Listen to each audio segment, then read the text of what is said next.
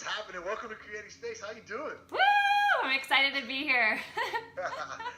Look, I'm so pumped that Zach Lansat introduced us, got me kind of had eyes on you, got checking out what you're doing. And when I started to do a little bit of homework, I said, holy shit, Morgan actually bumped Eckhart Tolle off of the Amazon top list.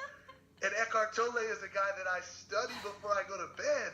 I'm like, how the hell can I not bring Morgan on the show? This is amazing. I'm so excited that you're here, Morgs. Yeah, I'm super pumped too, and I love that you called me Morgs. I love that. That's like right to my heart. So yeah, thank you, and huge infinite gratitude to Zach as well. Z-Man. Yeah, no, super cool. For those of you who have not heard of Morgan just yet, she is the author of Epic Sexy You, No Limits, No Rules. It's a book about self-love. Morgan is, if you haven't been able to tell already, she's gleaming with some authenticity. I'm excited about this episode. But before we get started, as I do with all the guests, what are you juiced about? What are you grateful for right now, Morgs? Oh man, I'm living at the intersection of terrifying and exhilarating, and I'm the most juiced about the thing that most people would be like, you're crazy, which it is.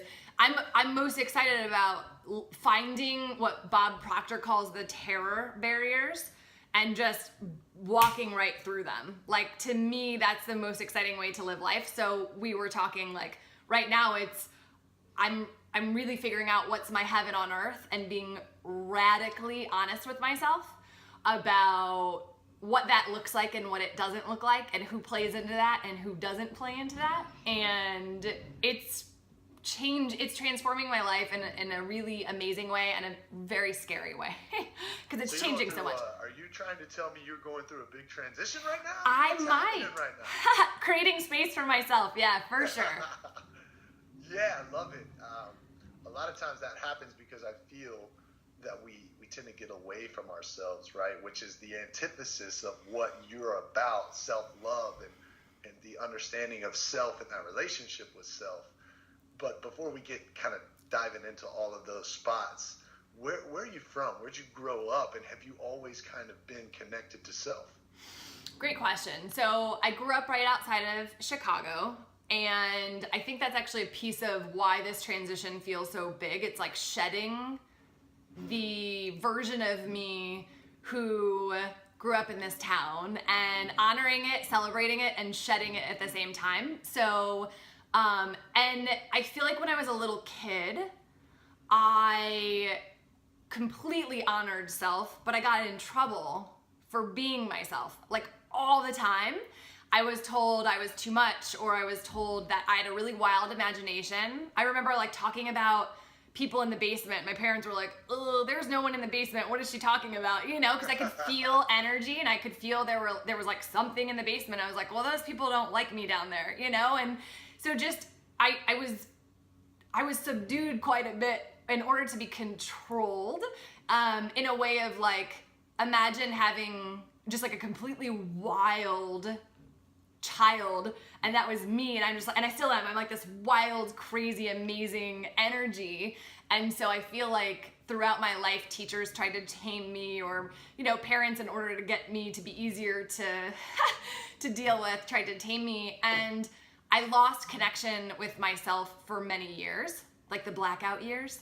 And I feel like I reawakened to self in around 28, coming into 29 and 30, and then just bullet train ever since. That's really cool. I think I started to hit that awakening or reawakening at 27, but it took an injury. Did you have something that pushed you into that, or was it an evolution, a slow process? I feel like there was a whisper I started hearing. Well, there was a couple of things. So I kept hearing, there's got to be more to this than this, right? Like, you know, I was in a corporate career where I was chasing my way up the ladder, and I kept thinking, oh, at that next spot, I'll be happy, at that next promotion, at the next, you know, paycheck. And I got to the top, the position that I had wanted to be in my entire career there. I got to the top and I had all of my bills paid off. I had no car payment. It was like everything by the definition of society or what I had bought into. I was supposed to feel happy and I didn't. On top of that, my body was screaming at me. I had fibromyalgia. I was being treated for chronic fatigue. I was like 35 pounds overweight. So my body was screaming at me. I had all of these autoimmune diseases I was diagnosed with. And I just started to be like, something's trying to tell me something. And I feel like once you realize something's an illusion, and once you realize something was a falsity, that I had bought into the paradigm that I would be happy when, which is a dangerous paradigm. And then when I arrived at when and I wasn't fulfilled, I was like, okay, I'm out. Like, this is not cool. Yeah. And then I also, if I'm being really honest, I talk about this in the book too, I feel like I just kept dating the same type of person over and over and over and over. And they were so toxic. And right. And I was like, okay, I can totally stop. Like, I can will this to happen. I can stop dating this type of person.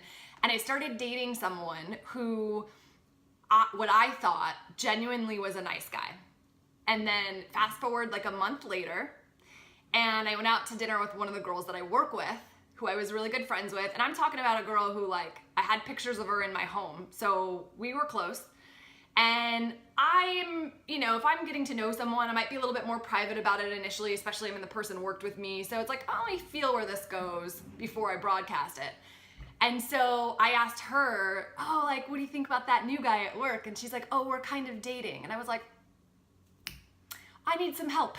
Oh, Yeah. wow.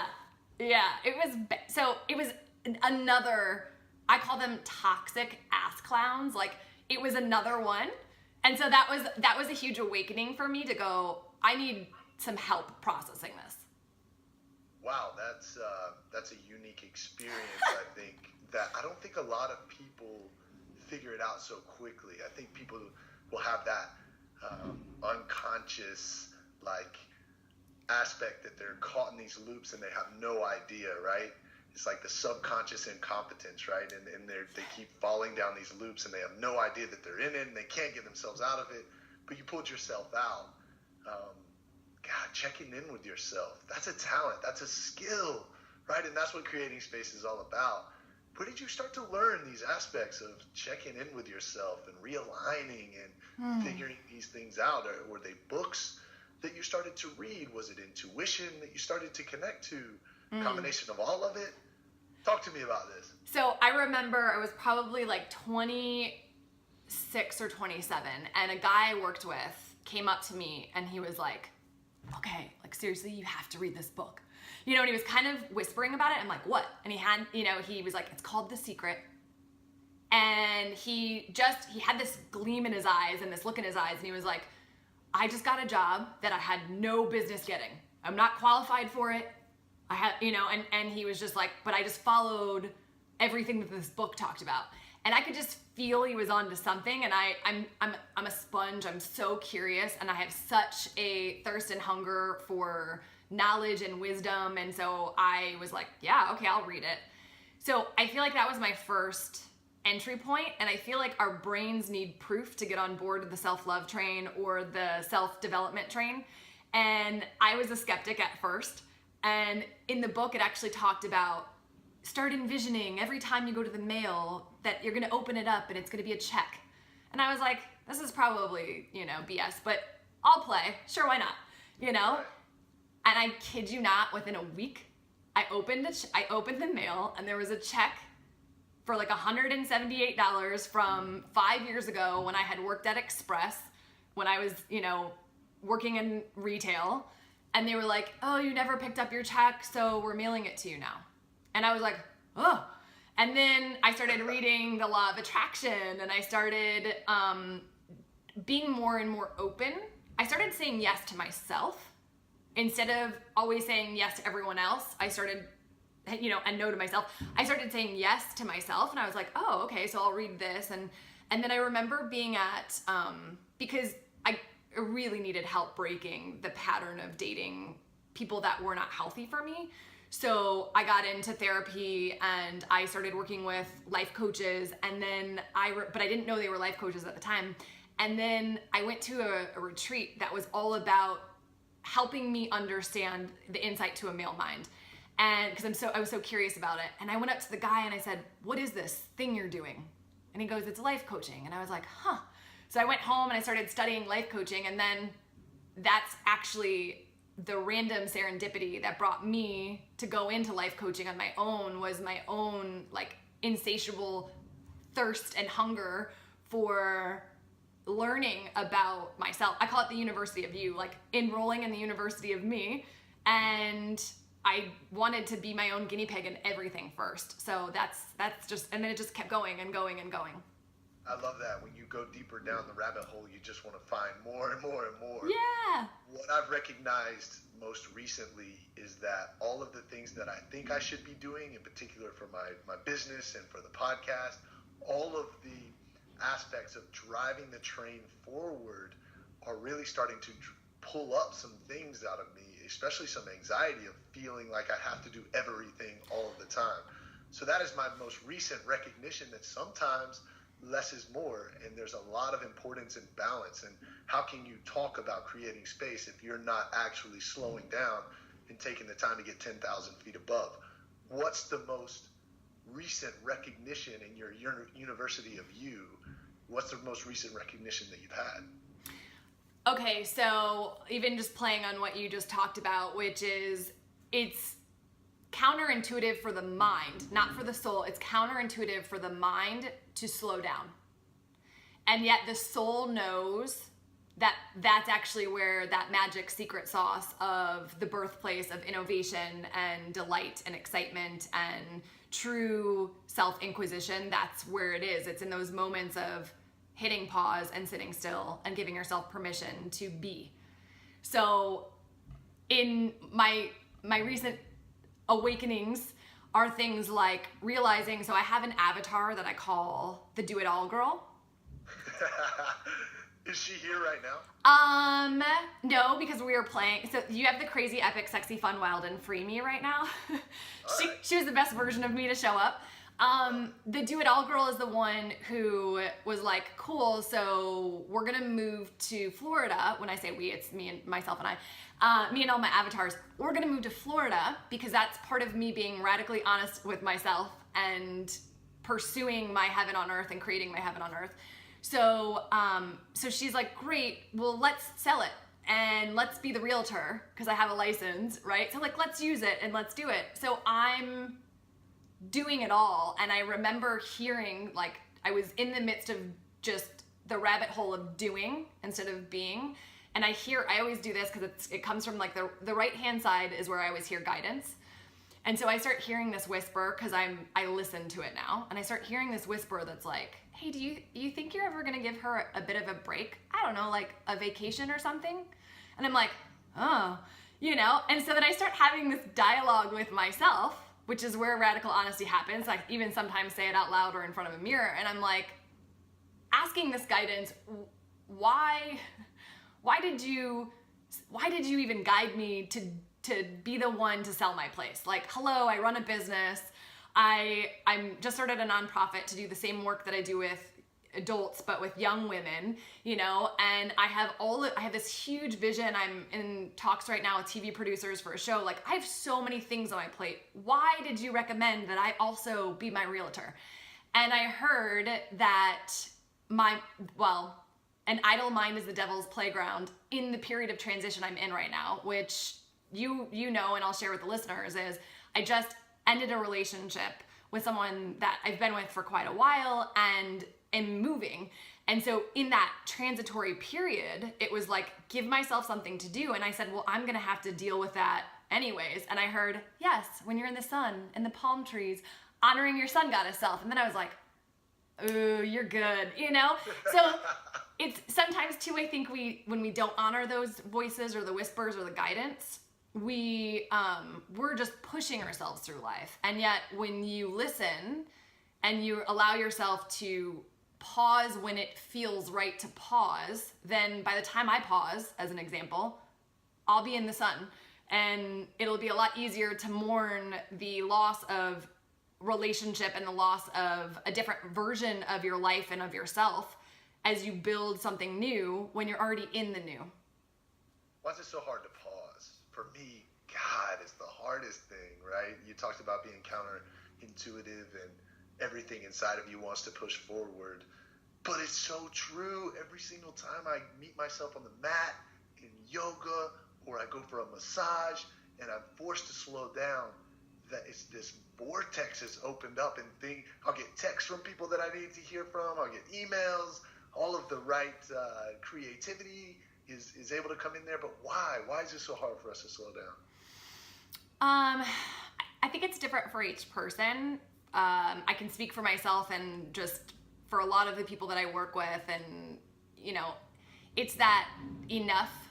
It's the I'm not enough gremlin. That it's like the inner child programming that our parents accidentally never, like no parent would ever purposely be like, I'm going to program inside you that nothing's enough or you're not enough, right? Sometimes people, are born into birth families where they are given a lot of money as their inheritance. And the majority of us, though, we are born into families where our inheritance is this energy of, okay, now pass this down, you're not enough, And so There's something really wildly uncomfortable to actually have to face that.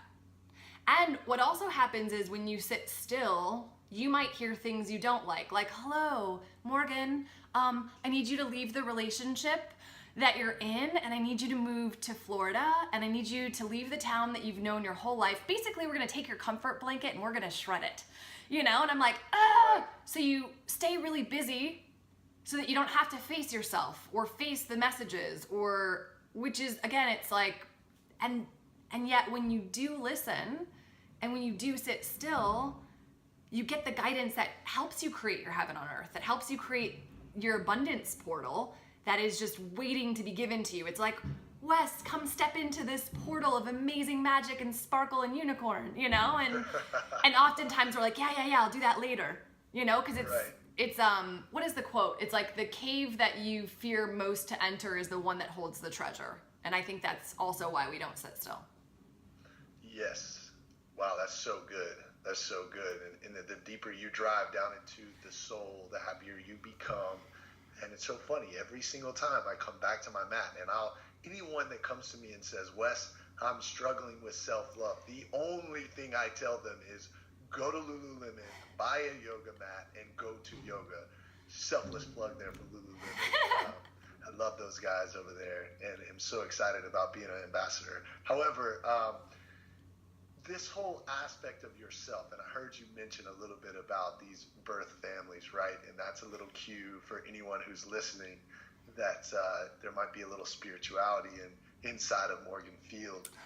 Tell me a little bit about your relationship with Source, your relationship with yourself, and that connection with the deeper you go inside of you, what you interpret that to be with, like, in respect to the relationship with Source. So,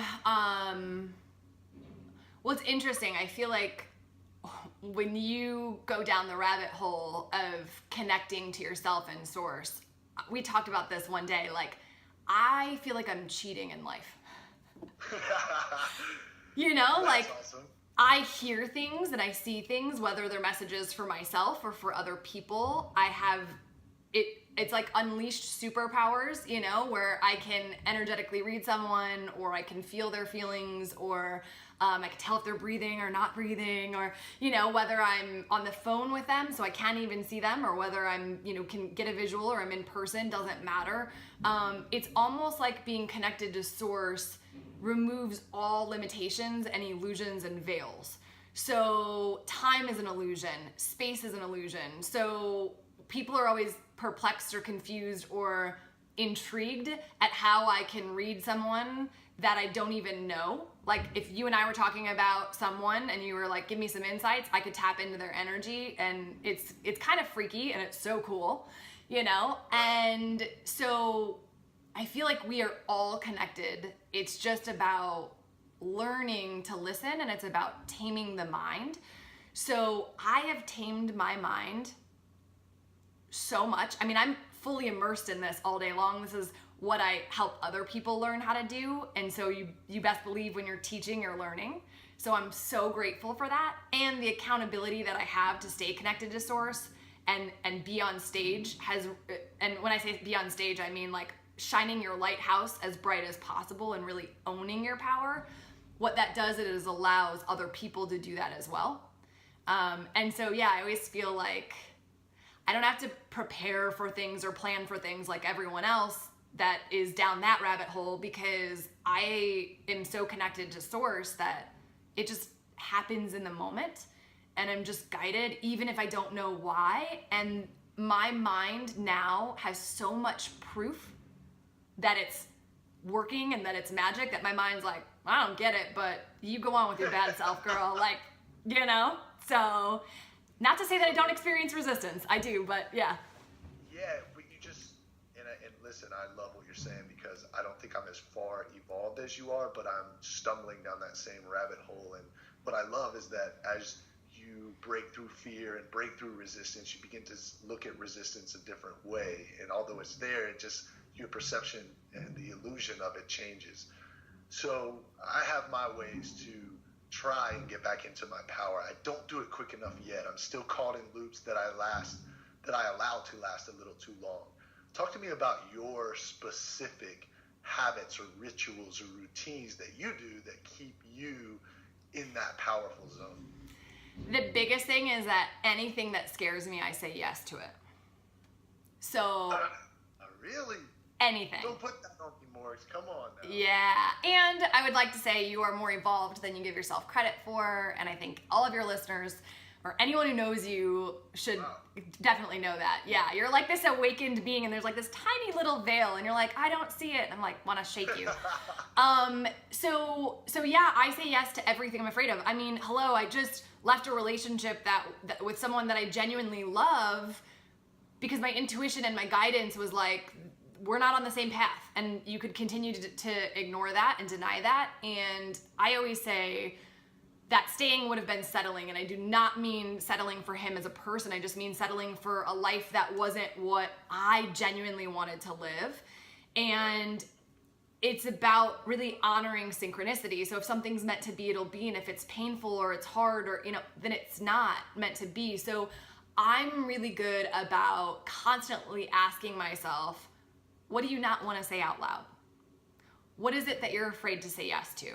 What is it that you are afraid to say no to? Like, I'm always really dancing with fear. I'm always getting all up in it, and I snuggle with my demons. I can see how uncomfortable that's even, making you. I'm trying to quieten my mind right now because it's going pew, pew, pew. There's like 15 different questions and different directions. And it's like, Wes, keep listening. Just keep listening. Go on, sorry. Yeah, so so that's it. Really, it's about not being afraid of your darkness. And one of my soul gifts that I have spent a lot of time cultivating and developing is sitting in my darkness and sitting with others in their darkness. And I also love sitting with people in their light. So yeah, okay, so hit me with whatever direction feels good for you to play with. All right, so here we go. I had the excellent opportunity. I have this incredible business strategist right now, this mentor who literally just used the claw from Toy Story, picked up this guy and like dropped him right in my life. And I have no idea how and why this guy feels compelled to help me, but he's just pushing me in business and showing me all these really cool things. So anyways, I'm a storyteller, Morg, so hold on for a second. I'll get there. He invites me up to Charlottesville, Virginia. He's a University of Virginia alumni, and one of his businesses that he owns is based out of Charlottesville. So he takes me up to go stay in an Airbnb, hang out with him, and meet his business partner. And he's taking me to the business meetings. He's taking me to client meetings. He's really just showing me what it's like to be a badass, right? And we go for our last lunch before we leave. We have a lunch with myself, he, and his business partner. His business partner, Brian, is just a cool dude as well. They're some techies, and they look at life from a really intellectual space, and I really think that's cool because all of my life I've been around athletes, right? So it's a whole different type of mindset, and it's really new and interesting to see how different people view life. So anyways, we're having conversations, we're sitting there, and we all pour ourselves a Blanton's whiskey or bourbon, and over a glass of bourbons as a toast, blends, we cheers, and all of a sudden the conversation steers where Brian picks the direction, and we're three super introspective guys, so it shifts kind of deep, okay? And all of a sudden the conversation comes up about letting go of the issues from parents, right, that we carry with us. And he was talking about every time this trigger would come up, it was what he learned through therapy was it was just his younger self being upset, things that he was carrying along with him from 5, 6, 7 years old that he never had dealt with. And all of a sudden I started having all these revelations about this shit that I was carrying from my relationship with my father, and all of the aspects of my life where I was holding on to that and trying to prove to him that you mentioned being good enough and all of those kind of things. And then it got to me where it was time for me to speak. And all of a sudden there was this rush of emotion, and I'm about to burst into tears on this bar in front of everyone, and I couldn't even understand that. I didn't even realize that I had all of this emotion tapped and locked away that at that moment had kind of been released. My question to you is, how important is you talk about that darkness, right? Those aspects of yourself that you don't want to listen to, that noise that comes up that's asking for you to sit in it. How do you sit in that and allow that to come up and not be scared shitless and want to run away? Well, I think that it's a lie that we won't be scared shitless. So I think that's the illusion also, or it's a falsity that we believe is that people who sit in darkness don't have fear. I feel the fear. I just do it anyways, because my agreement with myself, my standard of living and my standard of life is anything I'm afraid of, I say yes to. I strive to live that life, right? So, and I'm gonna make mistakes. I'm gonna do something and go, oh, okay, I didn't quite sit in the darkness as much here, or right, but it's all about progress and always going deeper and more forward and saying yes to things that terrify me. So it's going to be painful.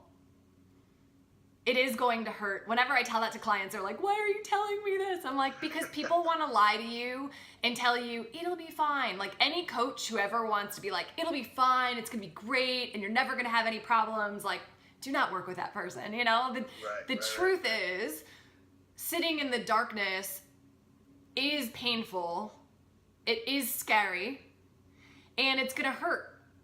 However, your alternative is for the darkness to be there anyways.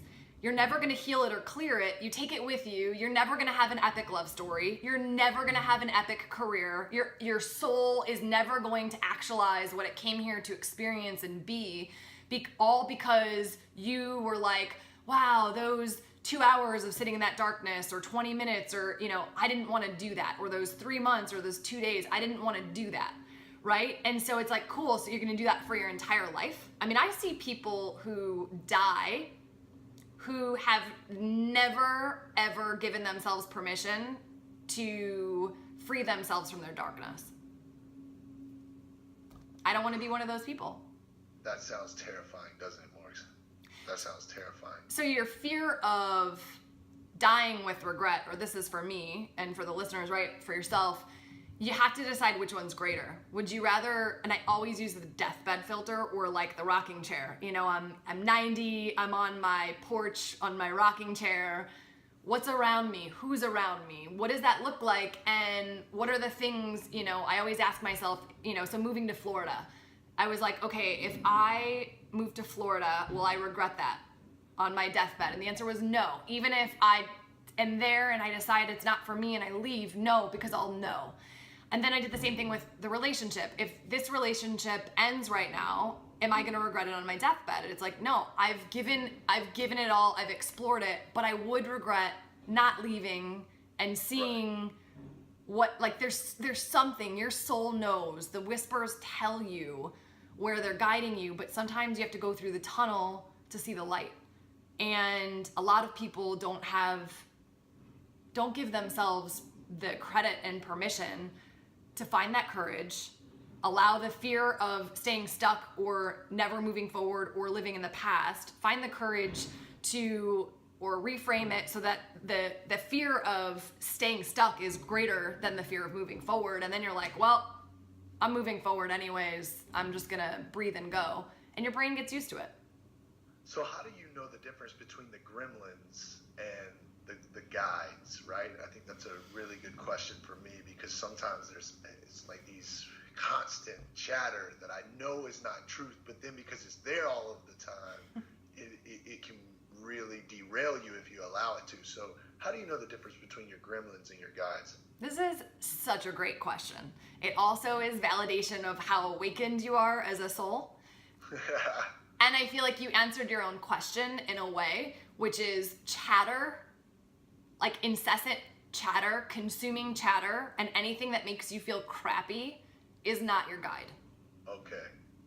If you notice every time... I'm not going crazy. That's awesome. Well, you might be going crazy because it's the chatter, but it's not your guide.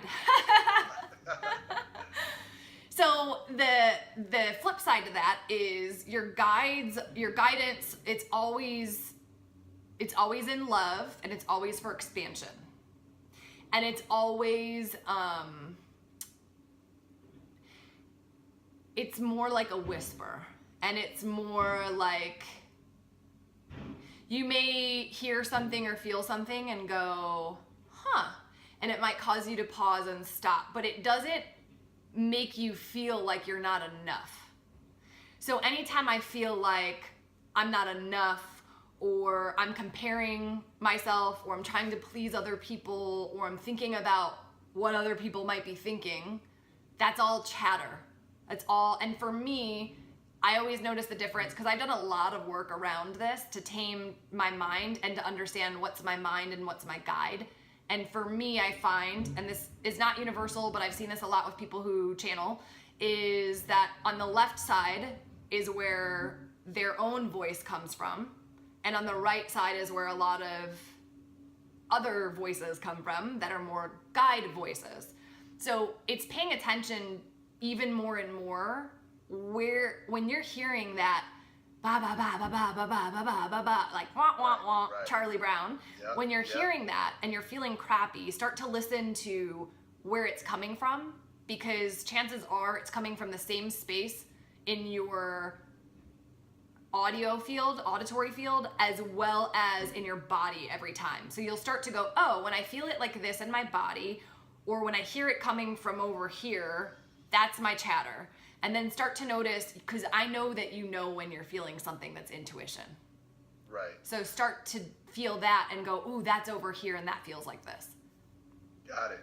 And it's sometimes it's logging it and writing it down. Yeah, that's what I did. Yeah, for me now, it's more about talking through it and not suppressing it. And the more I release it, the better I feel. I think that's the age-old adage, right? It's so interesting, and I can talk about these things all of the time, but you just mentioned channeling, which is something that I am really, really diving deeper into. There's these channels that I listen to on YouTube named Cryon. There's another one, Bashar. I'm not sure if you know these type of channelers who will plug into their higher selves or their spirit guides, so to speak, and they just riff, and they have the most powerful riff sessions, right? And it's so incredible to see people riff and tap into their best selves. When you're epic and when you're sexy, what are you, right? Like, to play off of the book, tell me the difference between the Morgs who's at her highest power and the Morgs who's kind of caught up in the minutia. So two things. One thing that's coming through too for you is as a professional athlete, when you're in your body and you're in flow on the field, you know the difference, like you know when you're in flow. Yeah, it's so I miss having that, It takes an athletic situation right now for me to be in that space. And when I get away from that for too long, it's hard to find it outside of that. So I'm scratching and clawing right now. It's interesting you picked up on that. So it's also, well, that's the allowing yourself to just read and just say. So I always say, when in doubt, blurt it out. Just like if I feel something, I just say it so that it can validate whatever message the person's supposed to receive. So I'm just showing you how easy it can be for yourself to do it as well. Right. And so the thing is it's just knowing that sometimes we have stories that we've created where we need, especially if in this past life or current life as a past life, we were professional athletes, which I was as well as a gymnast, then what ends up happening is what flow feels like in your body.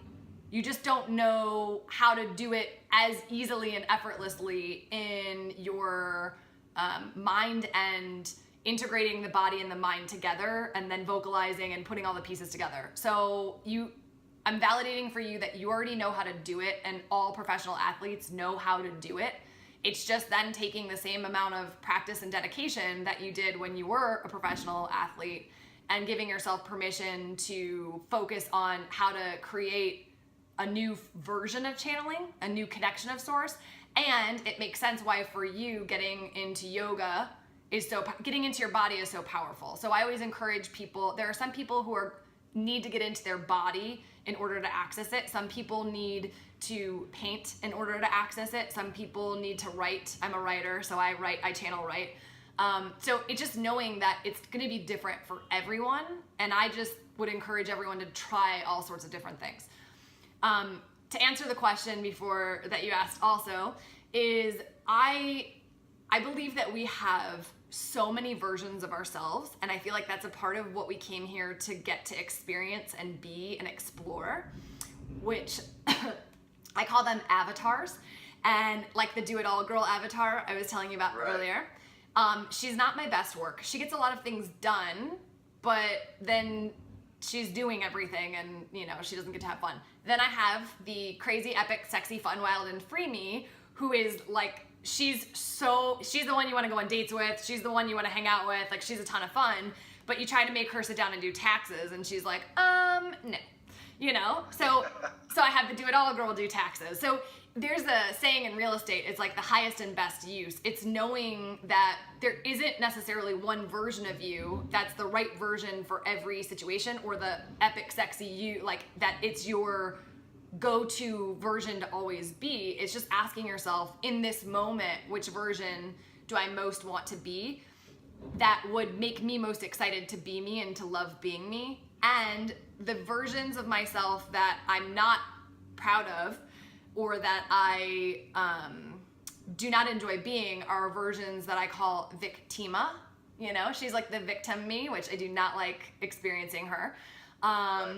Or I have a Punisher avatar, where like her and Victima get together and have a bit of a party, where it's like, you hurt my feelings, so what can I do to her? It's ridiculous, And so it's also being honest with ourselves that like, okay, that's interesting. Like my not best self is showing up, and I get curious and I'm like, what's that all about? Because some version of me needs to be loved, and something needs to be reframed in order for me to not punish myself, and instead go, okay, so like sometimes I just need a hug, or sometimes like if Victima comes up, I need to just sit down and watch a movie, or like maybe she's kind of pouting because I'm working too much.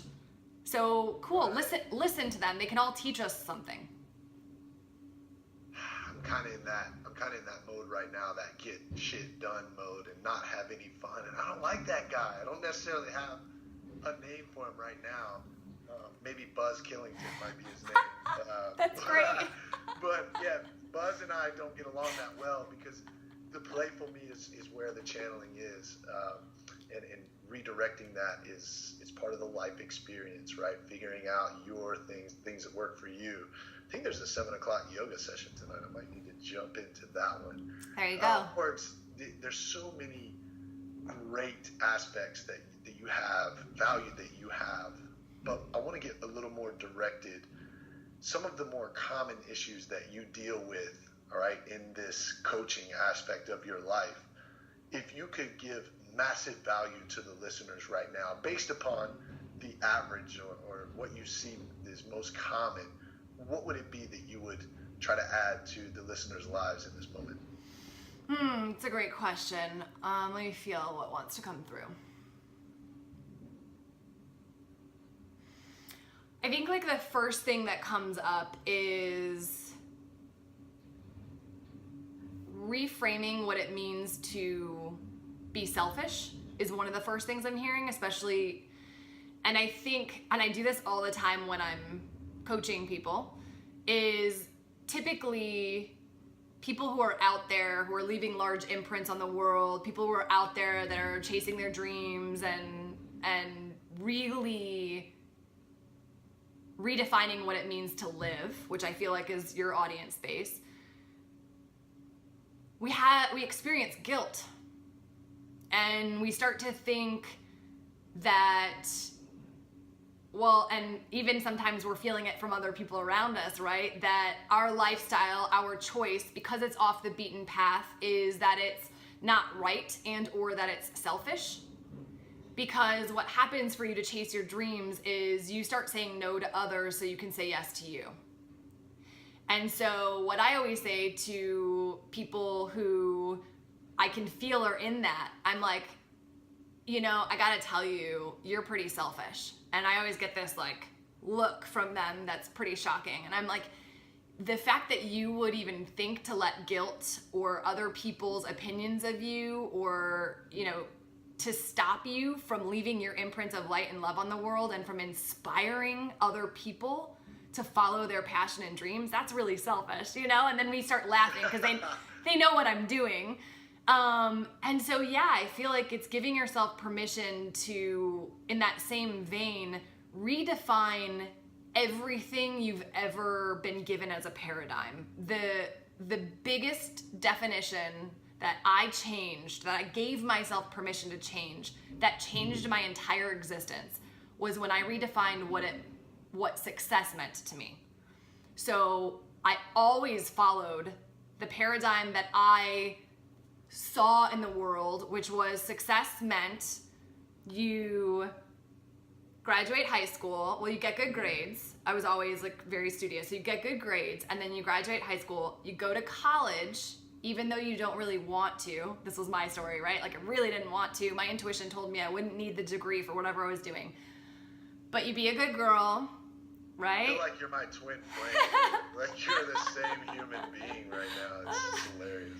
Well, I feel like proceed. I feel like a lot of people listening will relate to that as well, right? Like knowing intuitively that that wasn't the path wherever they went, but that it was the parents knew best or other people knew best, and so you do it anyways. And then I just remember like, oh, okay, so I graduated. Now I get a job, and it's a corporate job, right? Because you're not taken serious and you're not a big girl or big boy until you get a corporate job.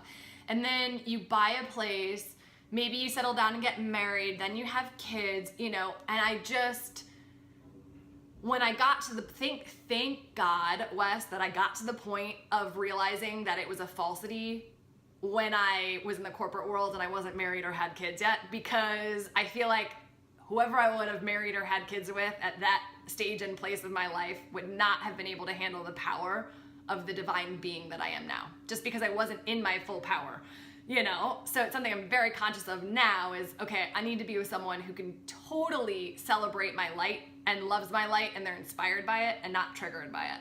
So the way I redefined success was I stopped and I said, what is my current definition? My current definition was money, title, significance, prestige, stature, right?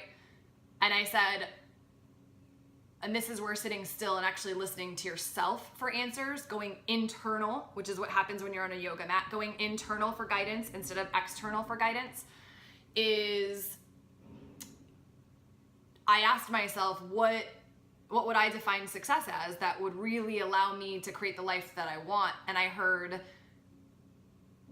how much time do you spend loving being you? And I was like, ugh, none, you know? And it changed everything for me. Because then so every day I'm like, cool, what do I need to do in order to love being me even more? And it constantly puts me in a space of transition and up-leveling, and I love it. You're a badass. There's no doubt, Morgs. And I know that the Creating Space tribe right now has absolutely enjoyed this conversation. And I have a feeling that as, you know, we shoot down this path of 100, hopefully 1,000 podcasts with Creating Space, and as I look at the clock right now at 4:44, I feel like there's an affirmation in that number. I have a feeling that there'll be multiple visits for you on this show as this all aligns. I will say this: I know you're super busy, but I would love to get into a hot round of questions with you as we round it off. First question I want to throw your way. You mentioned fear and your relationship with fear, but my first question I'll ask for you, the hot round, is what are you afraid of right now? Shedding the small version of myself and stepping into this amazingly epic light that I feel like is just beckoning me to come and be it. Love that. And Florida is the place where you think that's going to happen? I know that's next for me, for sure. Love that. Love that. Second question, what do you think the world and society is fearful of? The same thing. It's stepping into their full power. I don't think we're that afraid of darkness. I think that we convince ourselves we're afraid of darkness so that we don't actually have to go into the tunnel and step into the full light, because we're more comfortable in our smaller, comfy version of self. So good. So good. What is your most effective way for you to create space for that best self to enter? I think I just gotten to a point in my life where I do it even wide awake. I feel like being in the sun, and I'm a sun goddess, so being in a bikini and just laying out and by an ocean, that's just gonna take it to a whole new level. Love that. And last question for the Creating Space interview. If you could have this one opportunity to make an imprint on society, you could take away pain, you could do anything with this one magic opportunity, what would you do to significantly redirect the future of this experience? The first thing I hear is fun, right? Like, I am a joy factory. I am here to show people that we're here to have fun, right? Like, yes, leave an imprint of light and love and peace and all of that. It's nothing without having fun and enjoying the journey and enjoying being yourself while you're doing it. So good. It's so good. Morgan Field, it has been an absolute blast, and I hope it doesn't take a Creating Space podcast for me to catch up with you in the future. I want to know everything that's going on with your move to Florida, and I want to continue to watch you. I know you've been ripping it today. This is not your first interview today, which is so cool to watch you slay, but I appreciate every bit of your attention and your time to focus it towards Creating Space, and I wish nothing but the best for you moving forward. I know it's going to be an epic future for you, and I'm excited to watch it unfold. Thank you. And I would say the final piece to you and to the people listening, I keep hearing, is like, the questions that we're so curious about and that we're constantly asking other people, I would encourage you and everyone else to sit still and ask yourself those questions and see what answers come up for you. I need to do that. Yeah. I don't do that enough. Yeah. It needs to be more of a running dialogue. Morgan Field, you are a badass, and I'm so excited you came on the show. Thank you. Love it, Morgs. Well done.